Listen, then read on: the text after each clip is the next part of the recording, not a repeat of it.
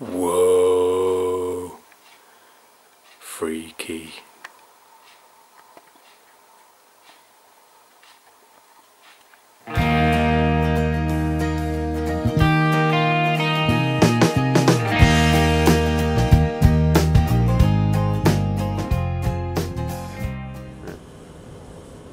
Good morning everybody, Car Biker here, just on my way into the office by a rather convoluted route so I can do a bit of vlogging on the way. I've got a topic for today, and well, I gave you a hint in the opening bit, the little intro bit, or the bit before my intro, the googly eyes. Now if you were looking at those eyes of mine and thinking, those pupils look a bit enlarged, is he under the influence of drugs?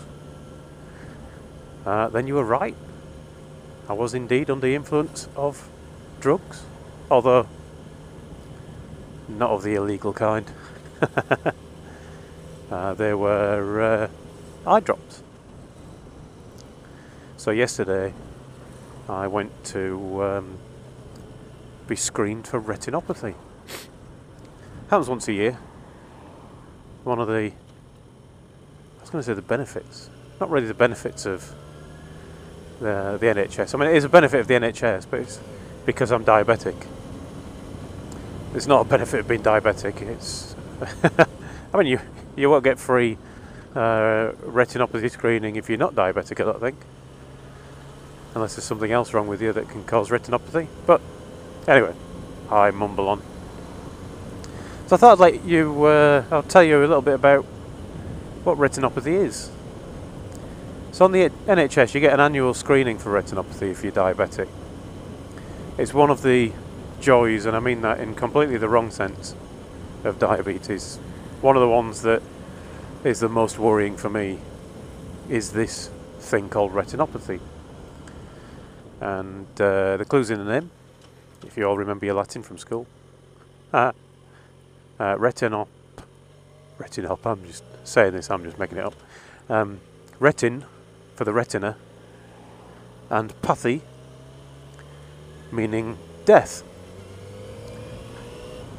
And it's literally that, they are screening you to check that your retina isn't dying. Now, hopefully they catch it a long time before that, but one of the problems with diabetes, and probably one of the biggest problems with diabetes, is it causes the smaller blood vessels, capillaries and all the little tiny ones that actually feed all your nerves and fingertips and all that kind of thing, and your retina with blood. It causes those little blood vessels to die off. And that's a natural thing, you know, the blood vessels can die off and fail and things like that. So when you get a bruise, they're all broken. And then your body heals itself. Only when you're diabetic, if you've got high blood sugars, it all goes wrong at that point. And your body maybe doesn't heal properly. And the little blood vessels don't grow back correctly and don't feed various bits of your body with blood correctly. And you end up with neuropathy, which is where nerves die, and that can lead to anything from numb hands and feet to failures in your vagus nerve, which controls all of your digestion. But it can happen in your eyes, and that's where the little blood vessels in your eyes die off, and they can't feed your retina with blood anymore, and your retina starts to fail. And when your retina fails, you go blind. And that's it, it's done, permanent. I mean, there are some wonderful things going on at the minute with little, not screens, but detection arrays that they're inserting into people's eyes, but I'd rather not get to that point.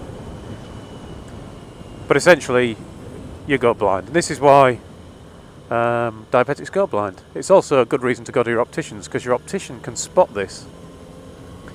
And you might not know you're diabetic, and you can find out you're diabetic when your optician starts taking photographs of the back of your eye and seeing little blood splatters.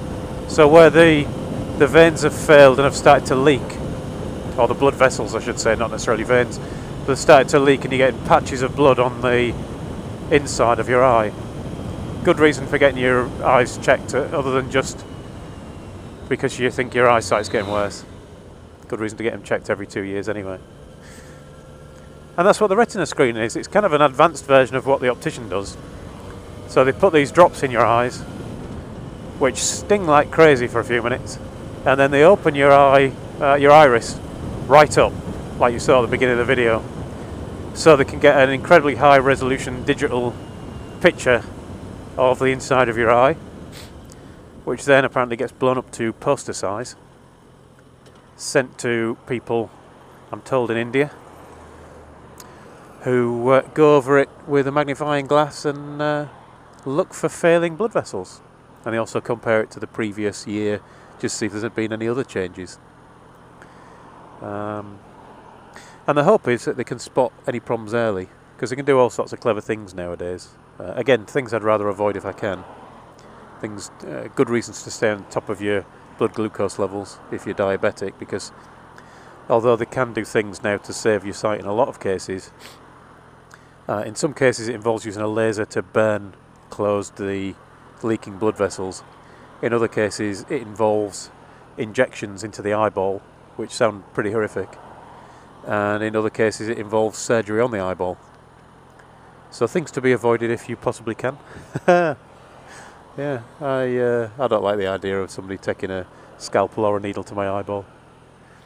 Sorry if I've just put you off your teas or your dinners or whatever, off keeping your eyes open for 5 minutes. So yeah, so I've now got to wait a month, and hopefully in a month's time I'll get a letter through the door saying, "Dear Calm Biker, everything's good, we'll see you next year." This is the third one I've had, and so far the other ones have been the everything's fine point. My doctor's pretty confident because I've got my blood glucose under control through my diet and what have you, so hopefully all will be well. So yeah, I'm not taking ecstasy or anything like that. You'll be pleased to know. Anyway, so that's the reason for the googly eyes. So thank you all for watching. I shall now sit here for 10 minutes until there's a gap in the traffic. Ride safe everyone, and I'll talk to you all again soon.